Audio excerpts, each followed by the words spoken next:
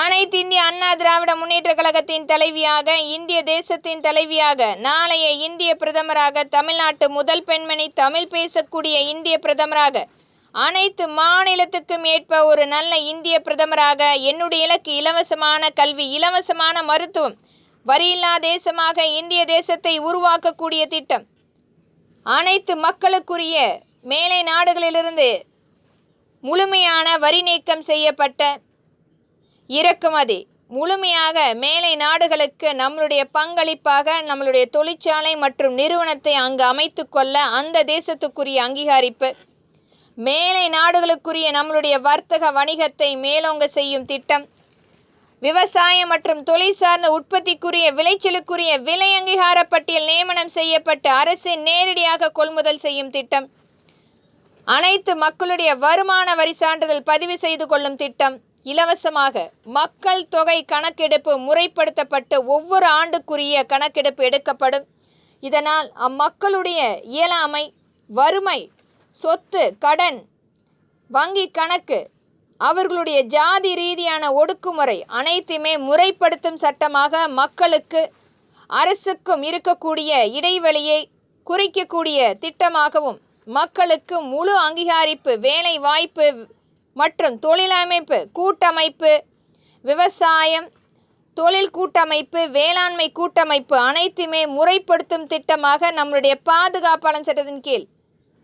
அனைத்து இந்திய அண்ணா திராவிட முன்னேற்றக் கழகம் ஆட்சி அமைக்கும் போது இது ஒரு கட்டாய சட்டமாக்கப்படும். இன்றைக்கும் நம்மளுடைய இந்திய தேசத்தை வருத்தி கொண்டிருக்கும்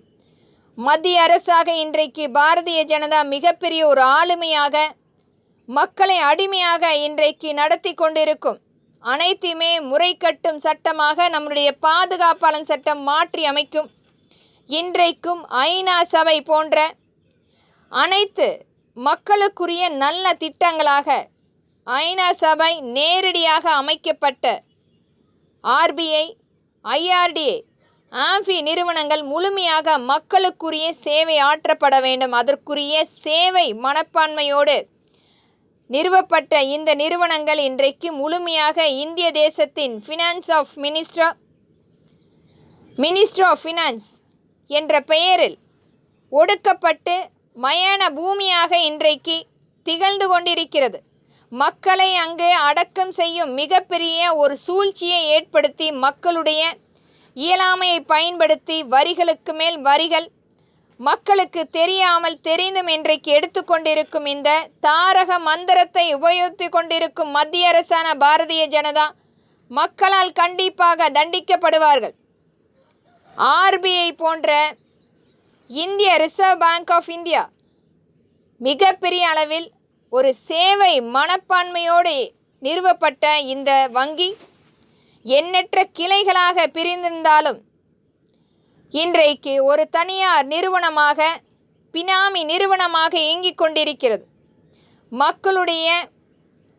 இயலாமையை பயன்படுத்தி எண்ணற்ற கட்டணங்களை மக்களுக்கு தெரியாமல் எடுத்து கொண்டிருக்கிறார்கள். இவர்களுக்கென ஒரு சட்டம். அது மட்டுமில்லை, ஐஆர்டிஏ மக்களுக்காக, மக்களுக்குரிய காப்பீடாக நிறுவப்பட்ட இந்த ஐஆர்டிஏ ஆயில் காப்பீடாக, இன்றைக்கு வாகன காப்பீடாக, பயிர் காப்பீடாக எண்ணற்ற காப்பீடுகள் இந்த ஐஆர்டிஏ நிறுவனத்துக்கு கீழே இயக்கப்பட்டது.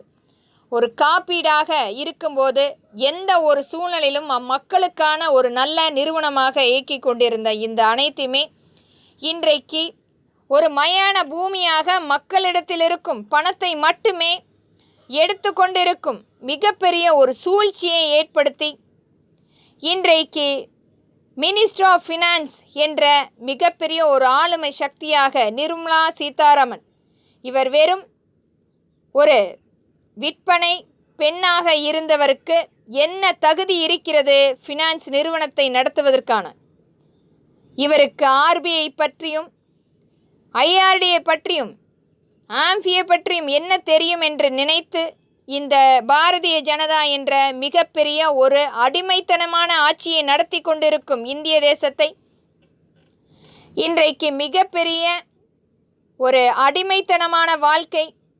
வரிகளுக்கு மேல் வரிகளை செலுத்தி கொண்டிருக்கிறோம். அதிலும் ஐஆர்டிஏ முழுமையான எண்ணற்ற கிளைகளாக பிரிந்து